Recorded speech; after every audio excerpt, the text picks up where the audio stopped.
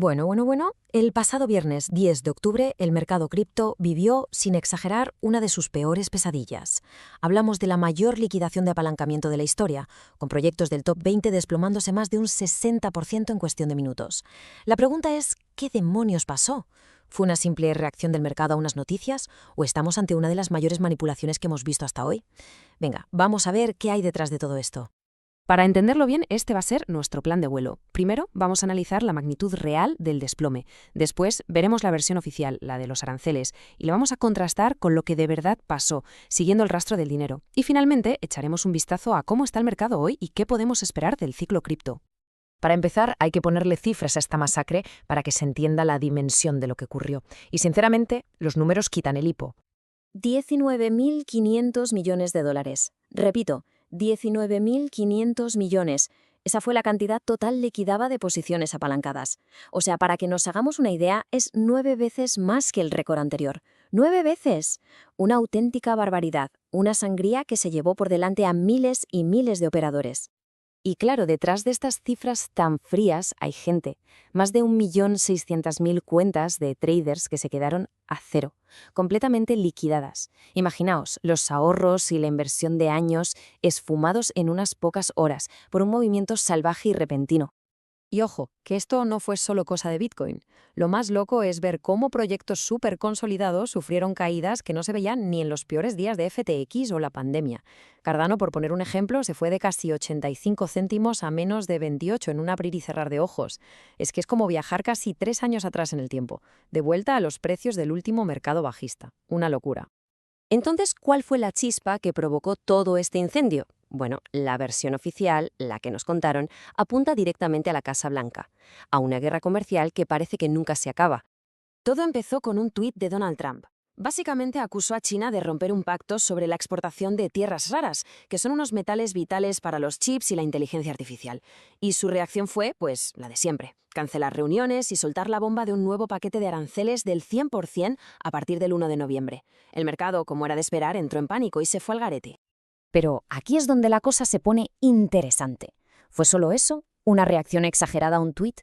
Es que cuando uno empieza a rascar un poco y a mirar la cronología, empieza a aparecer una historia muy pero que muy distinta. Una historia que huele a información privilegiada que tira para atrás.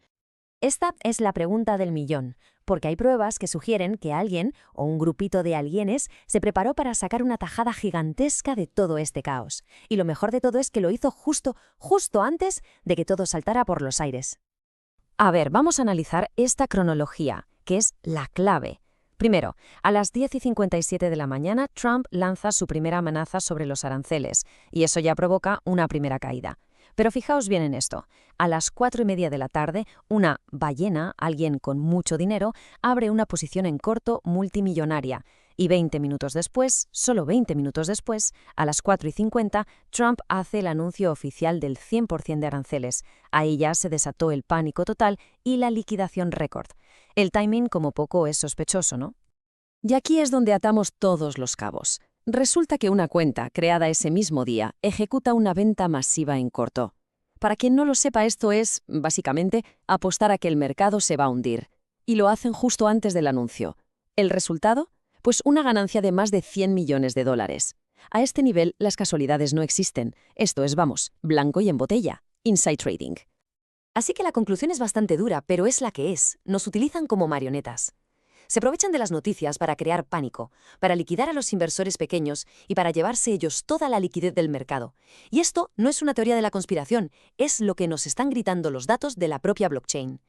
Vale, ahora vamos a viajar al presente, porque después de la tormenta resulta que la historia está cambiando. Y lo que parecía una declaración de guerra comercial en toda regla, ahora podría ser, pues eso, un gran malentendido. Resulta que China ha respondido de forma oficial, y su tono es sorprendentemente conciliador. Dicen que sus controles a la exportación son una medida defensiva, que no es una prohibición en absoluto, que están abiertos a hablar y que el impacto será mínimo. Esto, claro, lo cambia todo. Y lo que es realmente interesante de todo esto es la diferencia de comportamiento. A pesar de la caída brutal, Bitcoin simplemente fue a tocar la parte baja de su rango técnico y la respetó. No rompió ninguna estructura importante. Las altcoins, sin embargo, quedaron destrozadas, perdieron soportes clave y demostraron una debilidad muchísimo mayor. Y esta tabla de Polymarket lo deja clarísimo. Los mercados de apuestas, que es donde la gente pone el dinero donde pone la boca, solo le dan un 28% de probabilidad a que los aranceles se apliquen de verdad.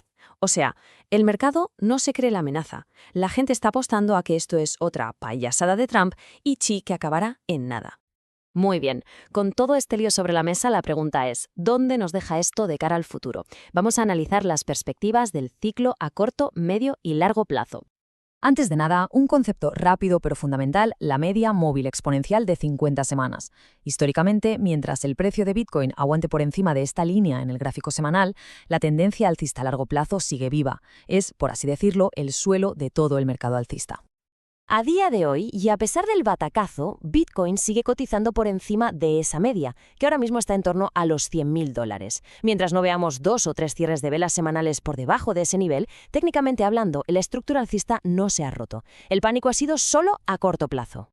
Y si ya nos alejamos para ver la foto completa, los datos de Decentrader sobre los ciclos después del halving son muy reveladores. Si este ciclo simplemente repitiera el porcentaje de crecimiento del de 2017, el precio objetivo para Bitcoin sería de más de $260.000. Esto nos dice que a pesar del pánico de estos días, podríamos estar todavía en las primeras etapas de un movimiento alcista mucho más grande. Venga, vamos a ir terminando. Resumamos las ideas clave y veamos qué podemos sacar en claro de todo este jale.